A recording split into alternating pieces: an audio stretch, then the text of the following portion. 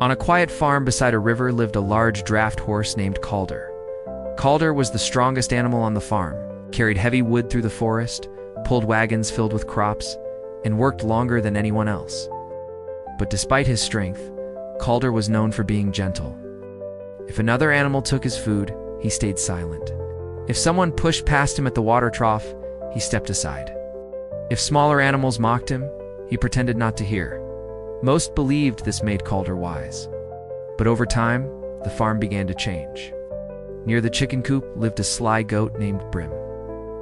Brim enjoyed testing other animals. He stole carrots from the rabbits, scared the ducks for fun, and often searched for the easiest animal to bother. Very quickly, he discovered that animal was Calder.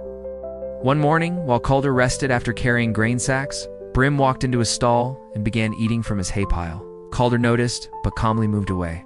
Brim smirked. The next day, he returned with even more confidence. This time, he scattered Calder's hay across the muddy floor. Still, Calder said nothing. Days passed and Brim became bolder. Sometimes he blocked Calder from reaching the water trough. Sometimes he mocked him loudly in front of the others. "Look at the mighty horse," Brim laughed one afternoon, so strong, too afraid to say a word. The other animals watched carefully, and slowly, something dangerous happened.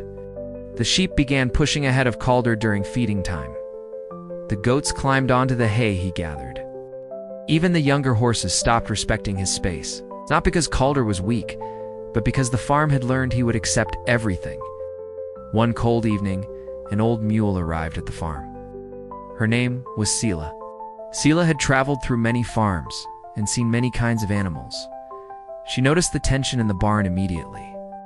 That night, she watched Brim kick straw into Calder's drinking bucket while laughing loudly. Calder simply lowered his head and cleaned the bucket himself. Sela stared at him in disbelief. The next morning, she found Calder alone near the fence. "Why do you allow this?" she asked.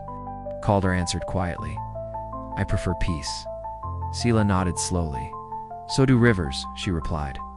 "But even rivers have banks." Calder looked confused. Before he could respond, Sela walked toward a wooden cart standing near the barn. One wheel was broken, causing the cart to lean heavily to one side.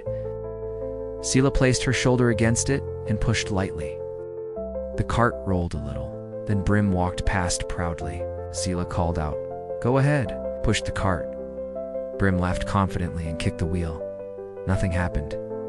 He pushed harder. Still nothing. Finally annoyed, he stepped back. "Stuck," he muttered. Sela calmly turned toward Calder. "Do you know why he kicked your hay?" she asked. "But not this cart?" Calder remained silent, because he believed your hay would move.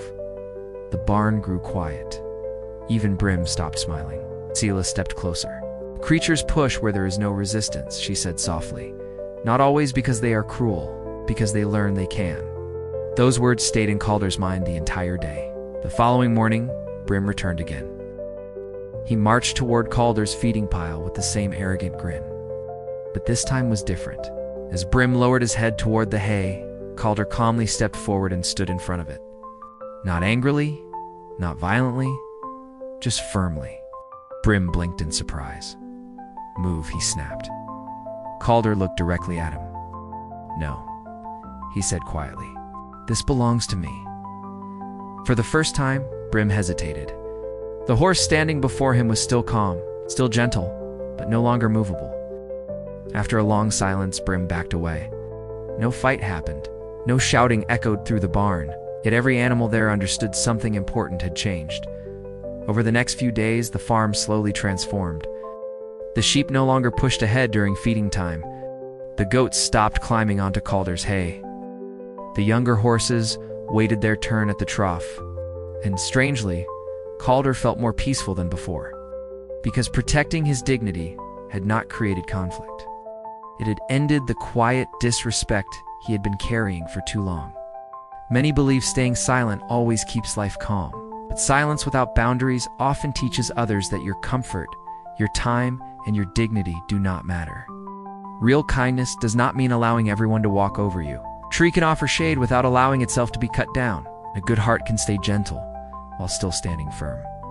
From that day forward, Calder remained the same strong, patient horse the farm had always known. But now, when he stood his ground, Others finally understood something they had forgotten. Even the quietest soul deserves respect. And sometimes, the smallest boundary is enough to change everything.